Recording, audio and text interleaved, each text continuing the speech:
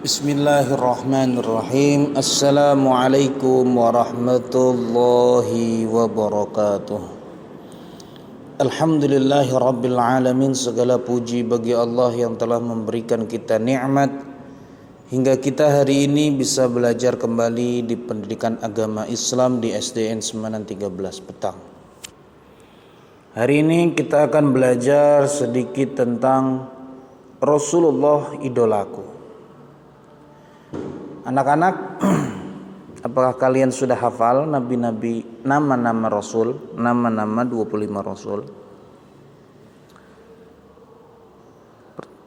Adam, Idris, Nuh, Hud, Soleh, Ibrahim, Lut, Ismail, Ishak, Yakub, Yusuf, Ayub, Su'aib, Musa, Harun, Zulkifli, Daud, Zulaiman, Ilyas, Ilyasa, Yunus, Zakaria, Yahya, Isa, dan Nabi Muhammad. Tentunya anak-anak sudah pada hafal semua, bukan?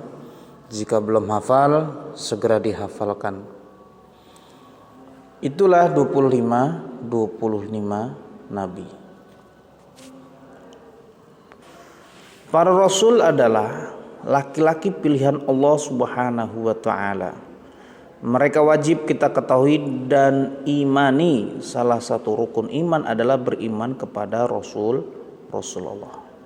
Seorang muslim wajib membenarkan semua rasul dengan sifat kelebihan dan keistimewaan masing-masing.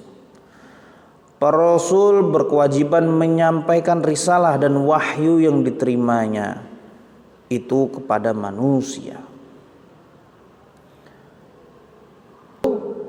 Salah satu dari Rasulullah Shallallahu Alaihi Wasallam adalah Muhammad Shallallahu Alaihi Wasallam. Ia adalah teladan utama, uswatun hasanah bagi manusia.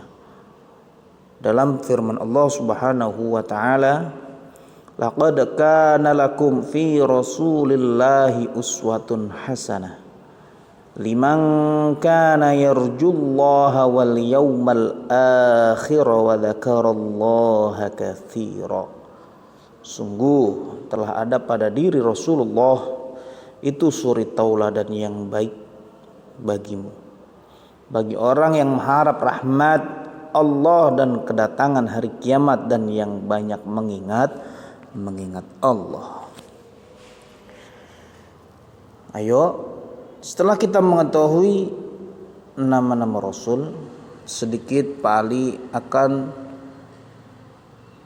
membahas tentang kisah teladan Nabi Daud alaihissalam.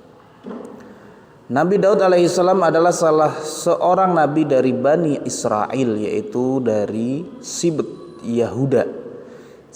Yahuda. Ia merupakan keturunan ke-13 dari Nabi Ibrahim alaihissalam. Nabi Daud hidup pada masa Raja Tolut yang beriman pada raja Jalut yang kafir.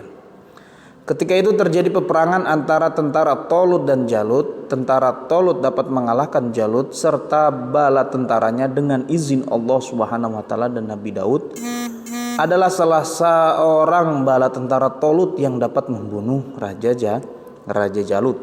Suatu ketika sesudah Tolut wafat, Nabi Daud diangkat menjadi raja, memberikan kerajaan dan ilmu pengetahuan kepada Nabi Daud alaihissalam.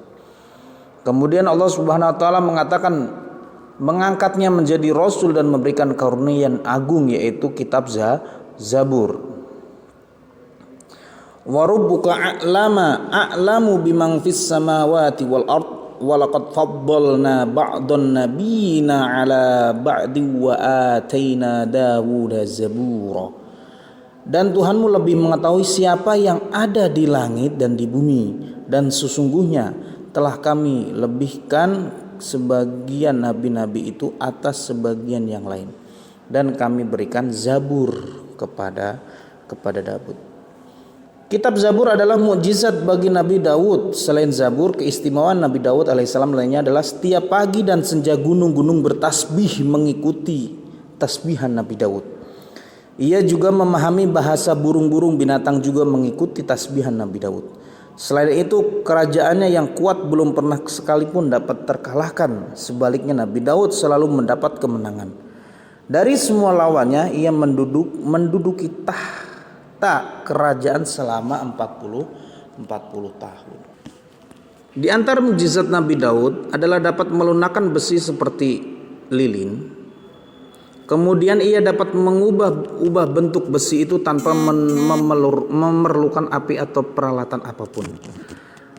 Ia dapat membuat baju besi yang dikukuhkan dengan tenunan dari bulatan rantai yang saling menjalin secara berkesinambungan.